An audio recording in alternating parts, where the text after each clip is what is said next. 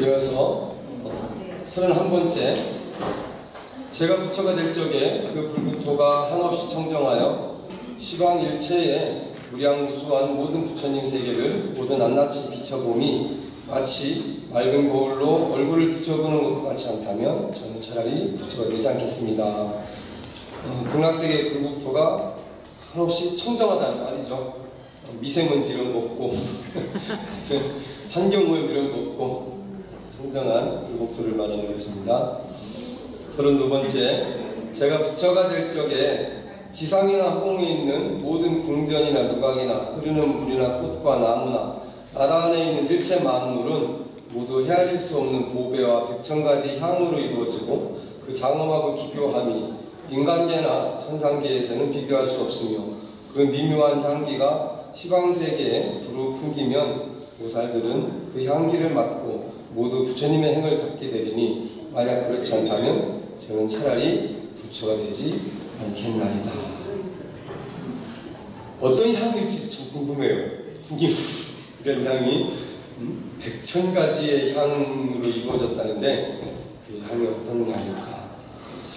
33번째 제가 부처가 될 적에 시방세계에 한량없고 불가사의한 모든 불국토의 중생들로서 저의 광명이 그들의 몸에 비치어 접촉하니는 그 몸과 마음이 부드럽고 상냥하여 인간과 천상을 추월하오니 만약 그렇지 않는다면 저는 차라리 부처가 되지 않겠나이다. 극락세계에 태어나면 다 좋아 다. 34번째 제가 부처가 될 적에 시방세계에 헤아릴 수 없고 불가사의한 모든 부처님 세계의 중생들이 제 이름을 듣고 보살의 무생법인과 깊은 지혜 공덕인 다란이 본문을 얻을 수 없다면 저는 차라리 부처가 되지 않겠나이다. 보살의 무생법인이라는 것은요, 우리가 육바람일에서 인욕바람일 있잖아요. 인욕바람이라는 것은 참아내는 건데 그 인욕바람일 가운데에 무생법인이라고 해서 그 참는 것에 하나요. 그래서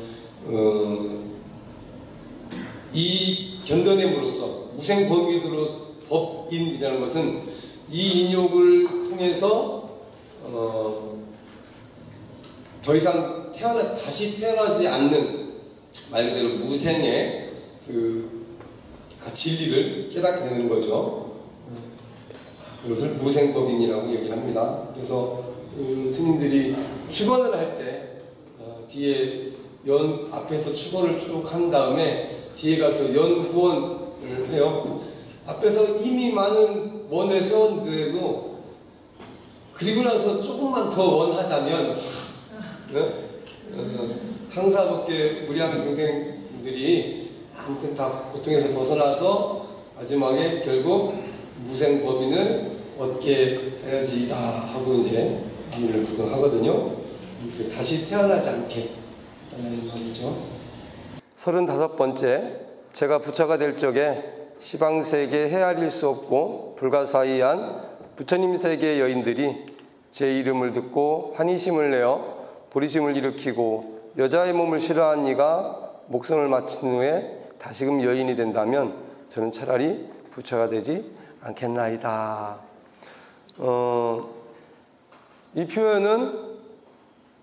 이 표현으로 또 그때 당시 시대 상황을 좀 알 수가 있어요. 왜냐하면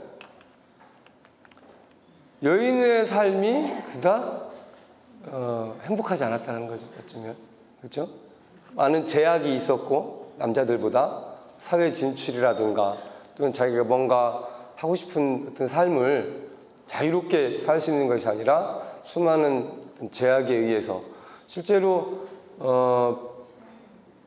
부처님의 제자는 처음에는 남자만 받았어요. 부처님 제자도 남자만 받다가 남자만 출가를 할 수가 있었어요. 부처님 이전에 부처님이 수행자가 되기 이전에도 여자 수행자는 없었어요. 수행 자체가 안 됐어. 수행자로 출가할 수 있는 조건 자체가 그랬는데 부처님 때에 이르러서 부처님을 키워준 이모와 부처님이 어머니가 부처님을 낳고 일주일 만에 돌아가신 후에 이모의 손에 의해서 자랐단 말이에요. 마하파자파티라고 하는 이모가 있었어요. 그리고 와이프인 아쇼다라 공주가 있었죠. 그리고 수많은 또 시녀들이 있었는데 부처님께서 이제 출가해서 수행자가 된 이후에 이분들도 살아가는 낙이 없어진 거죠. 그래서 처음에 이렇게 살 바에는 차라리 부처님이 계신 곳에 가서 우리도 출가해서 같이 살자. 출가하면 같이 살 수 있지 않을까? 뭐 이래서 이제 출가를 한 거예요. 그런데 처음에는 부처님께서 안 받아주셨어요. 안 받아. 두 번째까지도 요청이 왔는데 또 안 받으셨어요. 근데 세 번째는 안한존자라고 부처님의 측근 비서. 그렇죠? 안한존자는 부처님의 가르침을 가장 많이 들은 제자로 그 10대 제자 중에 다문제일이라고도 하죠. 근데 이 안한존자는 부처님의 사촌 동생이었어요. 그래서 그러니까 마하파자파티나 아쇼다라도 다 친척이죠. 그러니까 이분들이 안한존자한테 막 사정을 한 거예요. 제발 우리도 출가할 수 있게 해달라. 그래서 안한존자가 부처님께 와가지고 질문을 해요. 부처님, 여자도 수행하면 깨달을 부처가 될 수 있습니까? 그랬더니 당연히 여자도 수행하면 깨달을 수가 있다. 부처가 될 수 있다. 그래요. 대신 부처가 되기 직전에 이제 어쨌든 몸이 바뀐대요. 남자로 바뀌어서 아무튼 그 당시의 시대 상황이 그랬겠죠. 시대적 배경이 하여튼 여자는 어쨌든 여자가 수행자가 되는 것조차도 그 당시에는 아예 뭐 없었던 일이고 더군다나 그 여자가 부처가 된다는 건 붓다가 된다는 건 더더욱 있을 수 없는 일이라는 인식이 팽배했던 거예요. 그 당시에. 그런데 안한존자가 부처님께 그런 질문을 했을 때 부처님도 어쨌든 부처님은 남녀 어떤 그 차별에 대해서 굉장히 좀 차별을 안 좋게 생각했던 분이에요. 왜냐하면 만물은 다 평등하다라는 주의였으니까. 그래서 여성의 출가를 받아들이게 돼요. 안한존자가 여인들이 수행자가 되겠다고 출가를 하겠답니다. 수행자가 되기 위해서, 부처가 되기 위해서 출가하러 왔습니다. 어떡할까요?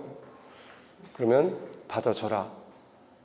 대신 비구와 함께 사는 건 안 되고 한 공간에서 사는 건 안 되고 그렇다고 너무 멀리 떨어지지도 않고 소리를 지르면 금방 달려갈 수 있을 정도의 거리에서 떨어진 거리에서 살 수 있도록 해라. 그렇게 말씀하셨어요. 그래서 근데 나중에 알고 보니 이제 이모였고 와이프였고 막 이렇게. 근데 사실 부처님 그거 몰랐을까? 예, 알았어요. 그런데 처음에 두 번째까지는 거부하고 세 번째 왜 받아주셨을까요? 처음 두 번째는 그냥 같이 살고 싶은 마음에 같이 함께 살고 싶다라는 욕구가 더 강했다면 두 번이나 겁을 당한 후에는 생각이 좀 바뀐 거죠.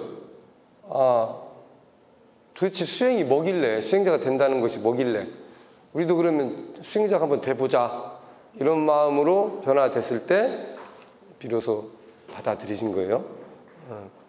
그 후로 이제 여성 출가자, 여성 수행자의 시대가 열리게 되죠. 그런데 그 여성 수행자가 지켜야 할 계율이 남자 비구 스님이 지켜야 될 계율보다 2배가 많았어요. 여자는 더 조심하고 지켜야 할 것들이 많다. 심지어 혼자 어디도 못 돌아다니게 했어요. 부처님 계율에는 비구니 스님은 반드시 2명 이상이 함께 다녔다. 화장실을 가든 어디를 가든지 간에 만행을 떠나도. 그래서 옛날 좀 노비구니 스님들은 현대까지도 노 스님들은 늘 2분이서 같이 다니는 경우가 많았어요. 근데 이제 살다 보면 시장도 가야 되고 뭐 어디 하다 보면 늘 둘이 다니기 어렵잖아요. 그러다 보니까 요즘에는 이제 혼자 다니는 비구니 스님도 많이 계시는데, 원래는 비구니 스님들은 2명 이상 같이 다니게 돼 있죠. 그것도 아마 그 시대적 상황이 여자 혼자 돌아다니면 탁발하고 다닌다면 그러면 위험한 요소가 많았던 거죠. 그래서 그 여자의 몸이 싫어서 몸을 바꾸고 싶어 한다면, 남자로 바꾸고 싶다면 그렇게 할 수 있도록 오늘 세우신 거죠. 36번째, 제가 부처가 될 적에 시방세계에 헤아릴 수 없고 불가사의한 모든 부처님 세계 보살들이 제 이름을 듣고 수명이 다한 후에도 만약 청정한 수행을 할 수 없고 필경에 성불하지 못한다면 저는 차라리 부처가 되지 않겠나이다. 극락세계에 태어난다면 반드시 청정 수행을 할 수 있고 성불이 보장된다는 것입니다. 37번째, 제가 부처가 될 적에 시방세계에 헤아릴 수 없고 불가사의한 모든 부처님 세계 중생들이 제 이름을 듣고 땅에 엎드려 부처님을 예배하며 환희심과 신심을 내어 보살행을 닦을 때 모든 천신과 인간들이 그들을 공경하지 않는다면 저는 차라리 부처가 되지 않겠나이다. 모든 천신과 인간들, 보통 천신 그러면 사천왕을 비롯해서 우리가 흔히 신중단의 그 화엄신중이라고 얘기를 하는데요. 팔부신중이라고 얘기를 해요. 팔부, 8부류의 신들의 무리라고 해서 그분들을 이제 통틀어서 천신이라고 이야기를 하죠. 그래서 여기서 말하는 신은 무슨 창조주나 어떤 그런 전지전능한 신이 아니라, 불교에서는 그런 만물의 다 그런 신령스러운 존재들 있잖아요. 나무에 목신 있고, 뭐 우리 전통적으로는 심지어 바위에도 바위신이 있고, 그렇게 했듯이 고대 인도 사람들도 마찬가지였어요. 힌두교가 인도의 토속신앙이잖아요. 그 토속신앙의 영향을 사실 불교도 받지 않을 수가 없죠. 왜냐하면 대대로 불교보다 더 오랜 역사를 지닌 신앙이었으니까. 그래서 부처님이 가르친 가운데 그런 직접적인 교리에 관한 내용 말고 교리 이외의 내용들에 보면 그 토속신앙이 접목된 것이 굉장히 많아요. 특히 이런 신중단, 화엄성중은 뭐 부처님한테 직접 가르침을 받거나 교리를 공부하거나 한 분들은 아니에요. 다만 부처님께서 깨달음을 얻으신 이후에 이렇게 훌륭한 분들을 그런 신들이 못 본 채 할 리가 없다. 당연히. 그래서 그분들은 불법의 수호자의 역할로서 이제 자리를 잡게 된 거죠. 38번째, 제가 부처가 될 적에 그 나라의 중생들이 의복을 얻고자 하면 생각하는 대로 바로 훌륭한 옷이 저절로 입혀지게 되는 것이 마치 부처님이 찬탄하시는 가사가 자연히 비구들의 몸에 입혀지는 것과 같으리니, 만약 그렇지 않고 바느질이나 다듬이질이나 물들이거나 빨래할 필요가 있다면 저는 차라리 부처가 되지 않겠나이다. 그러니까 공부 외에는 굳이 그런 거 안 해도 되는 거예요. 빨래하고 바느질하고 막 이런 거, 그런 것까지도 할 필요 없이 다 보장이 돼 있다. 멋진데요. 39. 제가 부처가 될 적에 그 나라의 중생들이 누리는 상쾌한 즐거움이 일체 번뇌를 모두 여인 비구와 같지 않다면 저는 차라리 부처가 되지 않겠나이다. 얼마나 상쾌할까요? 일체 번뇌, 괴로움이 없는 거야. 고민도 없고. 40번째요. 제가 부처가 될 적에 그 나라의 보살들이 시방세계에 헤아릴 수 없는 청정한 불국토를 보고자 하면 그 소원대로 보배나무에서 모두 낱낱이 비춰보는 것이 마치 거울에 그 얼굴을 비춰보는 것과 같으오리니 만일 그렇지 않다면 저는 차라리 부처가 되지 않겠나이다. 또 뭐 청정한 불국토를 늘 보고 사는 거죠.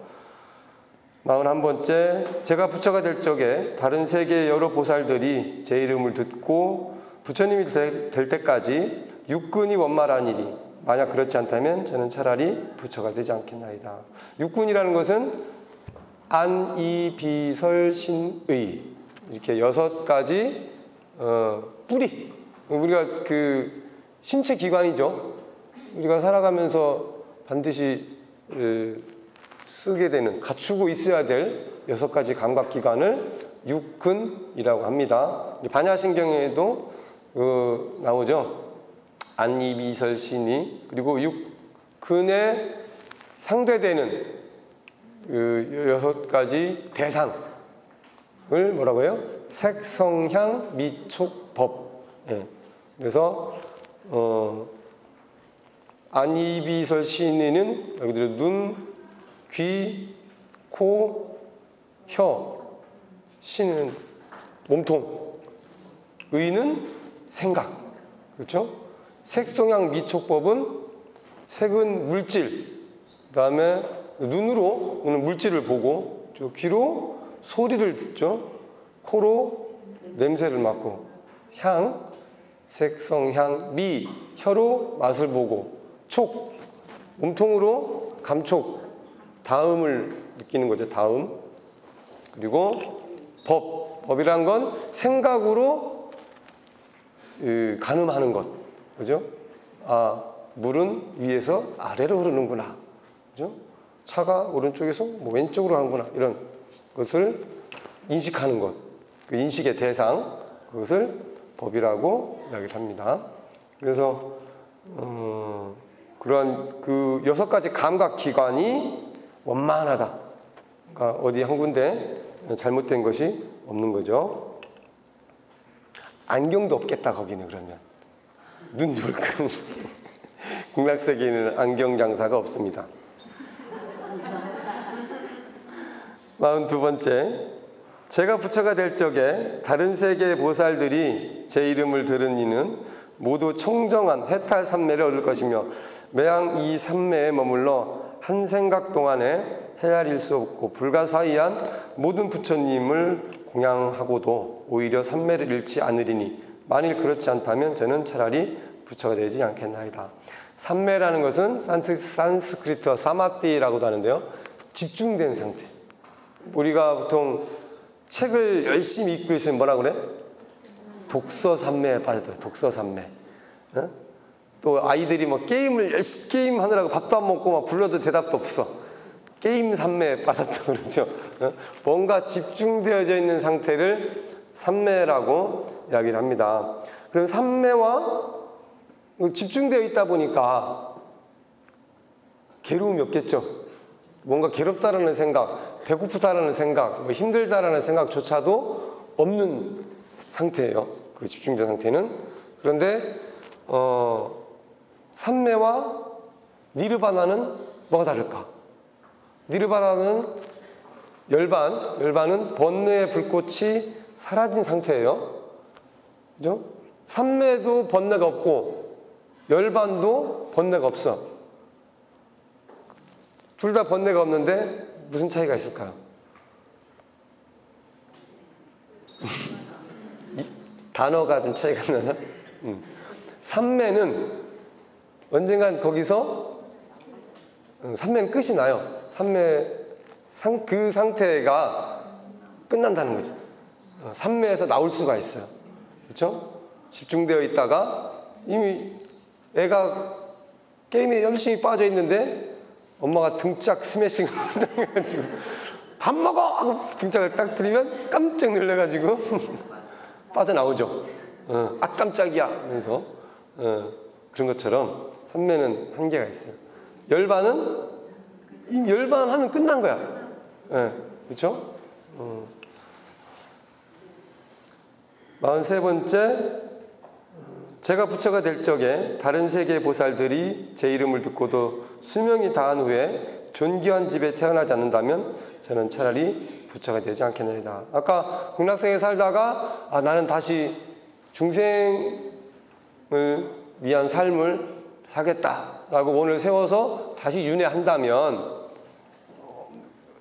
이 존귀한 집에 뭔가 어쨌든 형편이 나은 집에 태어난다는 거죠. 44번째, 제가 부처가 될 적에 다른 세계 보살들이 제 이름을 듣고 한없이 기뻐하며 보살행을 닦아서 모든 공덕을 갖추오리니 만일 그렇지 않다면 저는 차라리 부처가 되지 않겠나이다.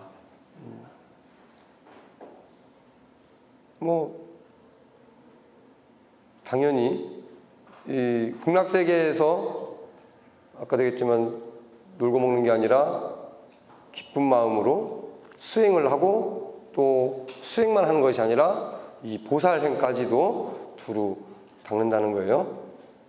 오히려 보살행을 닦기가 더 원만할 수가 있겠죠. 그렇죠? 45번째, 제가 부처가 될 적에 다른 세계의 보살들이 제 이름을 들으면 그들은 모두 부처님을 두루 배울 수 있는 삼매를 얻을 것이며 매양 이 삼매에 머물러 성불하기까지 언제나 불가사의한 일체 모든 부처님을 배울 수 있으오리니 만일 그렇지 않다면 저는 차라리 부처가 되지 않겠나이다. 여기 중요한 걸 하나 제가 빠뜨렸네요. 40번째까지는 제가 부처가 될 적에 그 나라의 보살들이 그랬어요. 그 나라라는 것은 아미타 부처님이 계시는 극락세계를 뜻하는 거죠. 그런데 41번째, 제가 부처가 될 적에 다른 세계의 여러 보살들이 있어요. 뭐냐면 그 41번째부터는 꼭 극락세계에 태어난 중생이 아니더라도 극락세계의 중생이 아닌 다른 세계의 여러 보살들이, 수행자들이 사바세계건 동방의 유리광세계건 간에 다른 세계에 있는 사람들마저도 내 이름을 듣고 나를 이렇게 부르면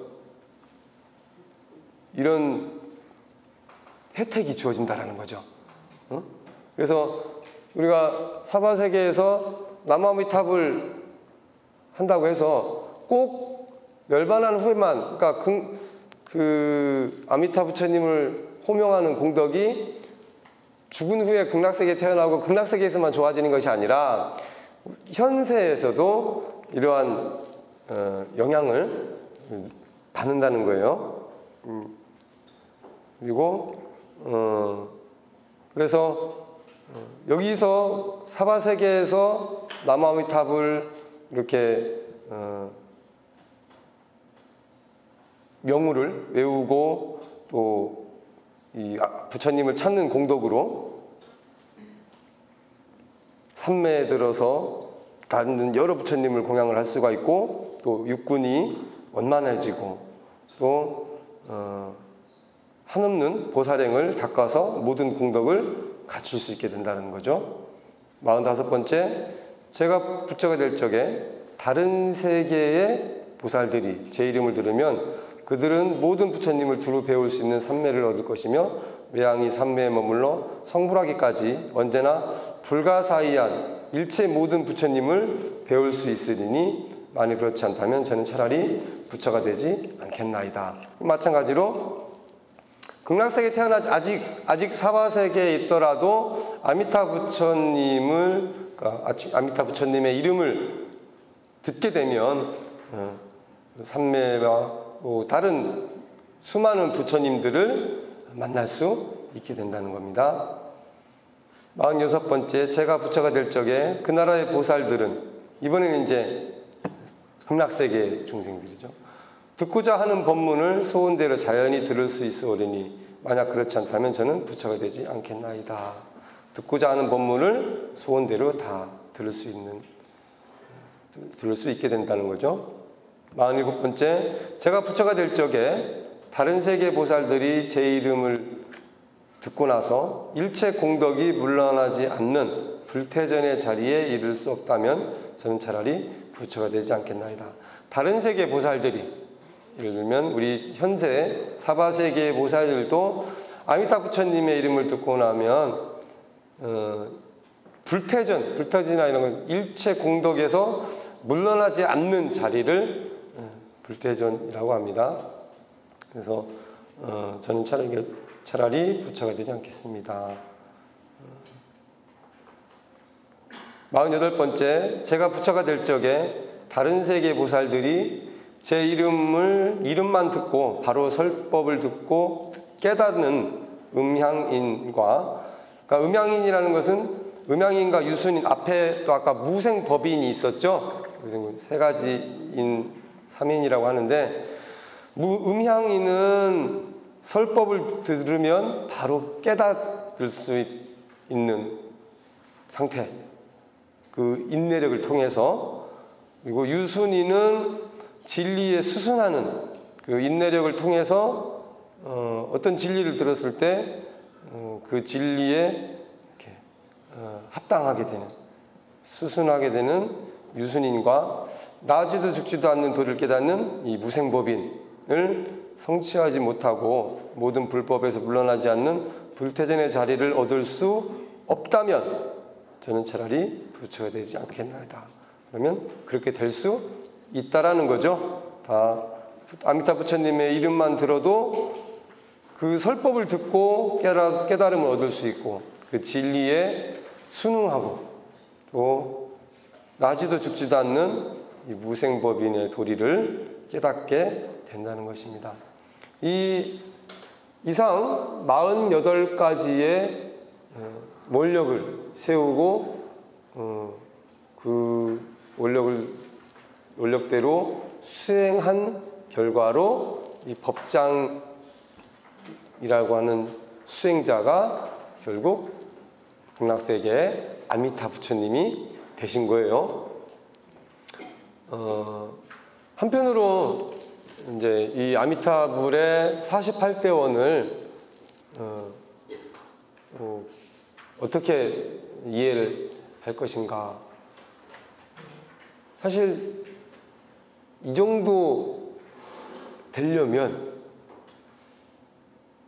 우리는 아마 그럴 거예요. 아, 나는 안 되겠네 생각할 수 있어요. 그렇죠? 아, 나는 아미타부처는 안 되겠다. 안 돼도 돼요. 왜냐면 이미 계시니까 굳이 그분 물러내는 거 제가 가려니까 물러나시죠? 할 필요 없단 말이에요. 그렇죠? 우리가 아미타 부처님의 48대원을 나도 실천해서 나도 아미타 부처가 돼야지, 이거는 이렇게는 생각 안 하셔도 됩니다. 아미타 부처님은 사실 불교의 두 가지 수행법을 대표하는, 두 가지 수행법 중에 하나, 신앙 중에 하나를 대표하는 건데요. 뭐냐면 불교 수행을 불교 신앙을 크게 자력신앙과 타력신앙으로 이렇게 이야기를 합니다.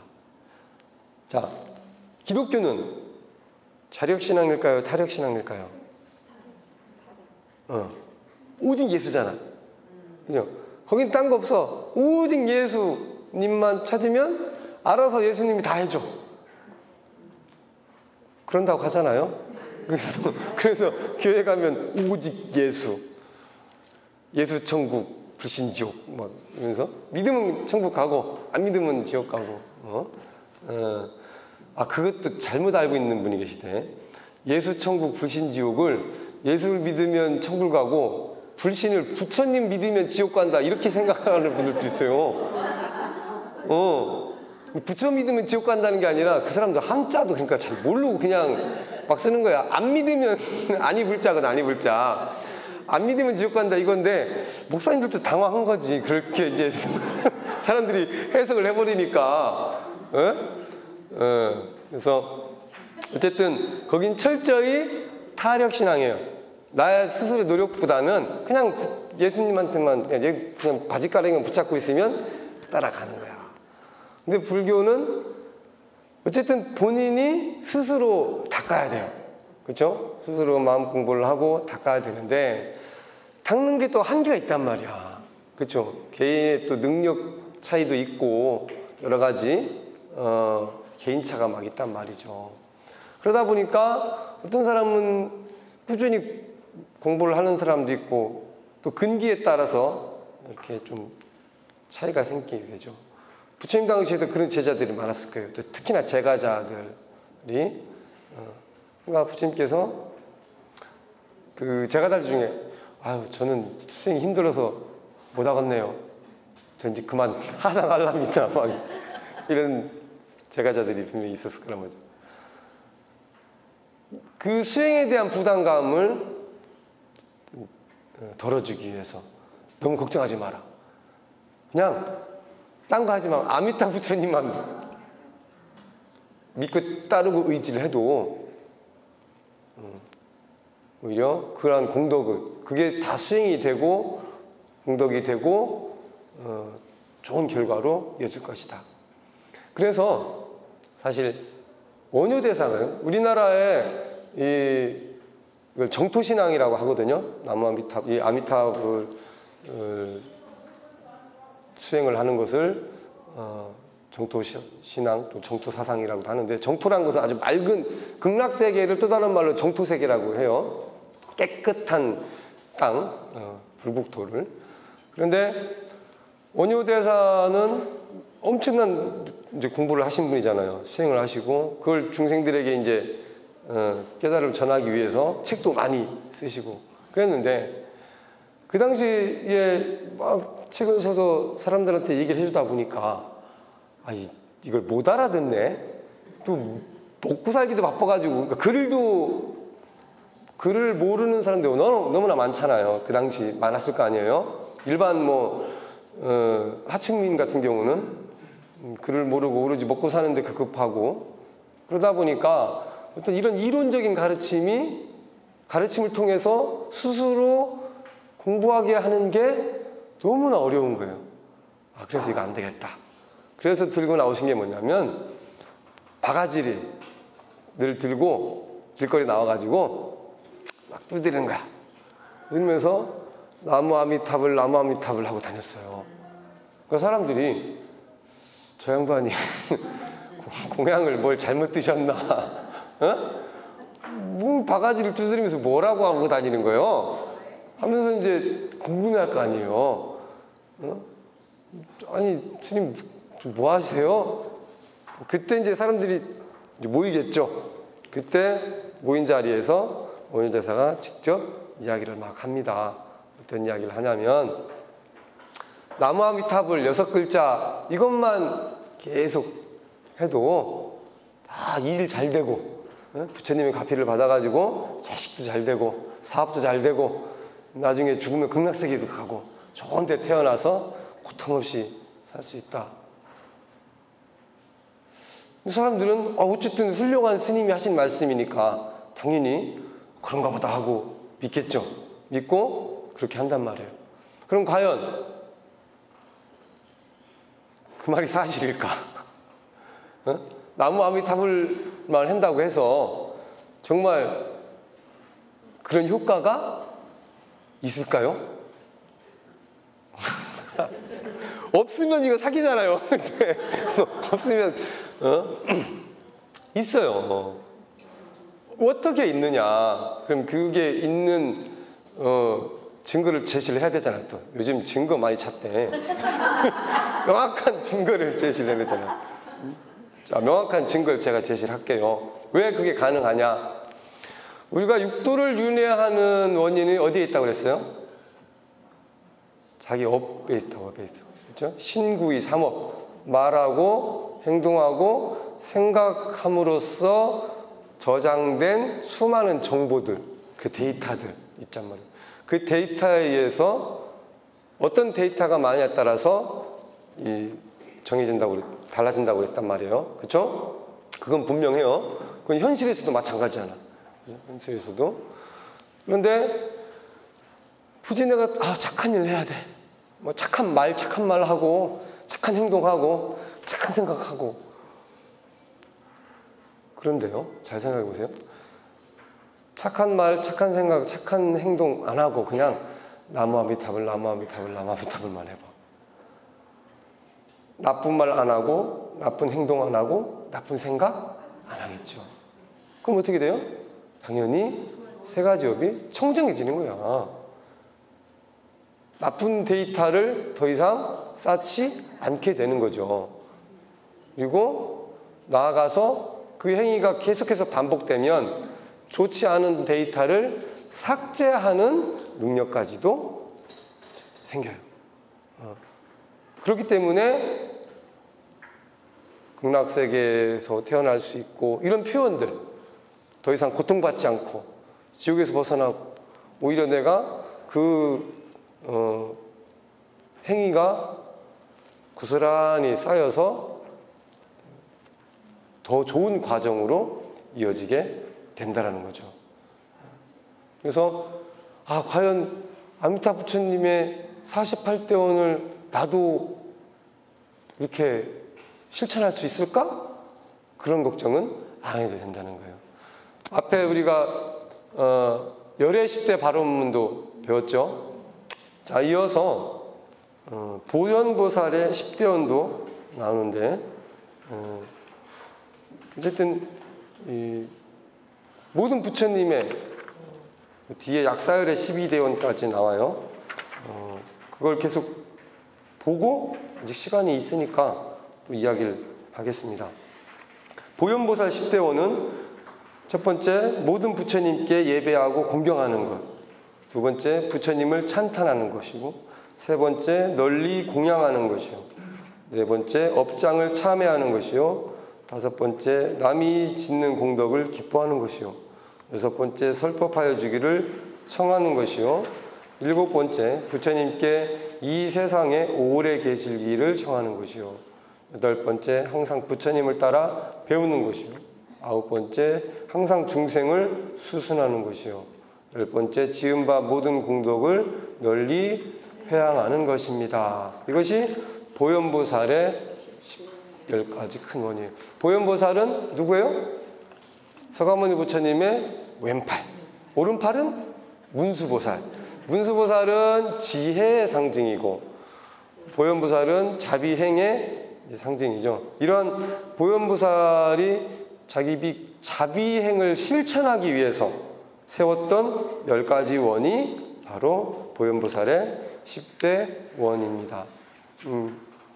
어떻게 보면 우리가 사바세계 중생들이 더 현실적으로 세워서 실천할 수 있는 원은 바로 이 보현보살의 10대 원이죠.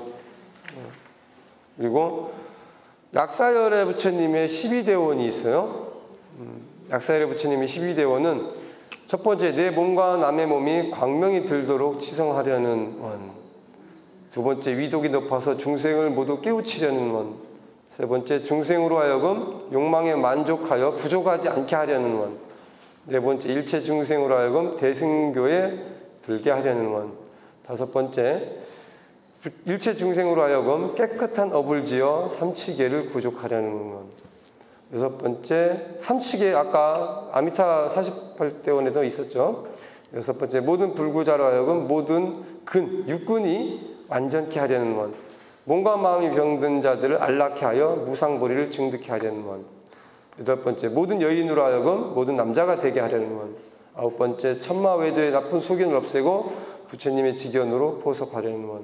열 번째, 나쁜 왕이나 강도 등의 고난으로부터 모든 중생들을 구제하려는 원. 열 번째, 일체 중생의 기가를 면하게 하려는, 배고프고 굶주린 이런 것들을. 12번째, 의복이 없는 사람에게 옷을 얻게 하려는 원. 약사열의 12대원도 아미타 부처님의 48대원 가운데 거의 비슷하게 중복되는 부분들이 많죠. 그러니까 이건 뭐냐면 모든 부처님의 어떤 원력이 단순히 나만 잘 되고 나 혼자 편안하게 모든 번뇌로부터 벗어나서 나 혼자 행복하게 되겠다라는 것이 아니라 이러한 일체 중생의 모든 괴로움들을 다 내가 해결해 주겠다 하는 원이 담겨져 있다는 거죠. 그런 원력을 바탕으로 수행을 했을 때 비로소 깨달음의 경지에 이를 수가 있다라는 거예요. 그래서 단순히 이 불교 수행은 오직 그냥 부처님이 알아서 다 해주세요. 저는 모르니까 매달려서만 되는 건 아니에요. 그런데 힘들 때는 그냥 매달리기만 해도 돼. 사람이 살다 보면 몸도 그렇잖아요. 아플 때도 있고 안 아플 때도 있어요. 몸이 안 아플 때는 내가 일을 직접 해. 밥도 하고 빨래도 하고 설거지도 하고 그렇죠?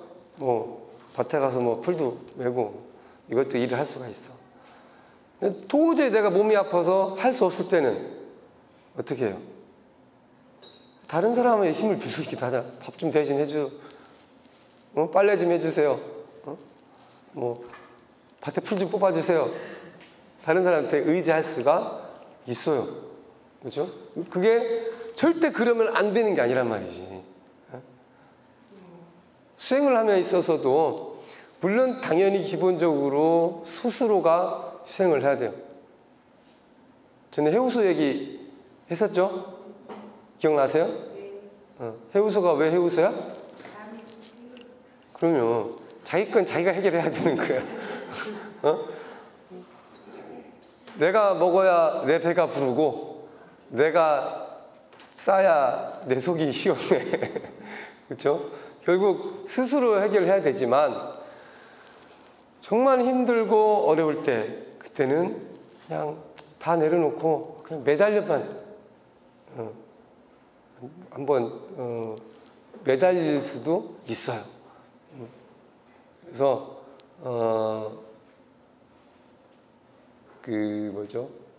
남묘 흐랭객결로 들어봤어요? 네. 그게 뭔지 아세요?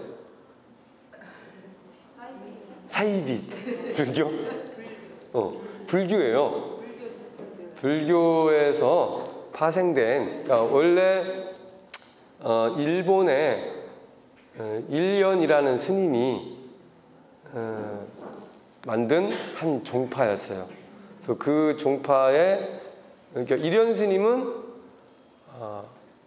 법화경이라고 하는 부처님의 가르침이 있어요. 그걸 묘법연화경을 줄여서 법화경이라고 해요. 묘법연화경을 오랫동안 이제 수행을 하신 거예요. 그래서 사실 예수님도요, 기록에 의하면 묘법연화경을 공부하셨어요. 그래서 신약 성서와 그 묘법연화경을 비교해 보면 굉장히 흡사한 부분이 많아요. 그래서 그걸 논문으로 쓰고 심지어 책으로 펴낸 그 스님들도 계세요. 학자들, 종교학자들 중에. 인터넷에 그 검색하면 예수의 법화경 수행 이런 거 검색하면 막 나와요. 어쨌든 그 일련이라는 스님도 묘법연화경을 공부를 하고 그 묘법연화경을 바탕으로 이제 가르침을 펼치고 그래서 사람들이 많이 이제 따르게 됐죠. 신도들이.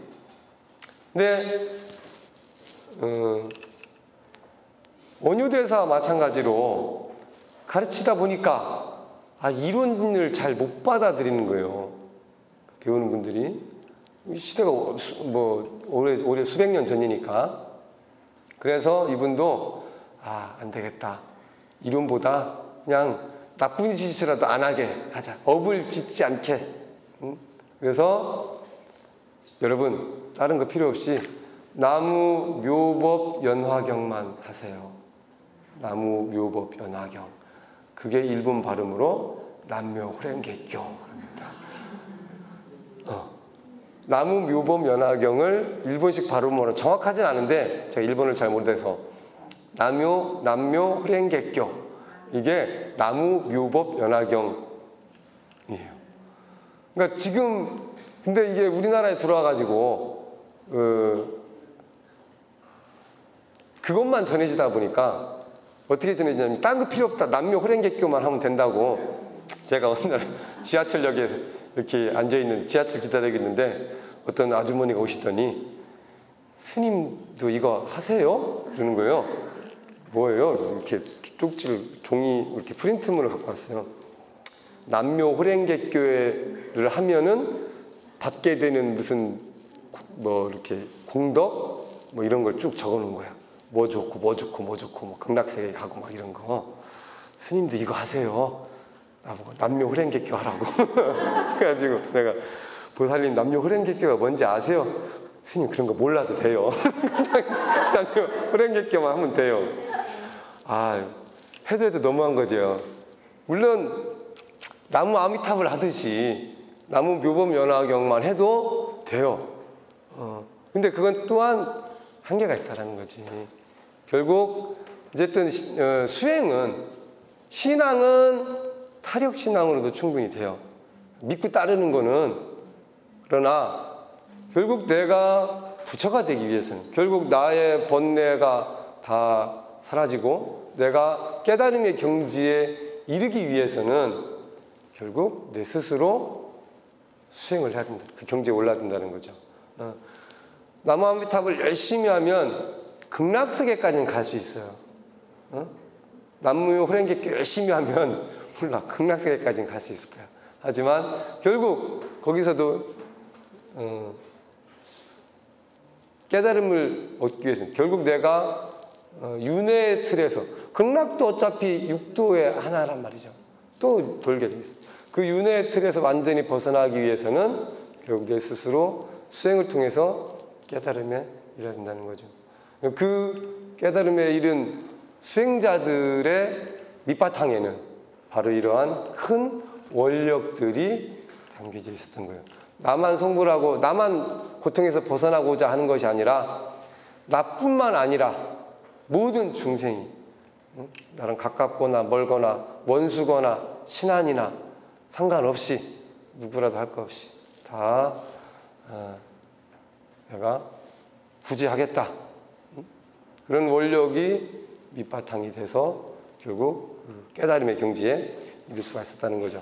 그래서 이 아미타 열애 10대 발언문이나 아미타불의 48대원이나 뭐 보현보살 10대원도 그렇고 낙사열의 12대원 뿐만 아니라 모든 불보살님의 서원은 지장부사님도 마찬가지죠. 공통적인 서원은 나만 잘 되자가 아니라 다 잘 되자.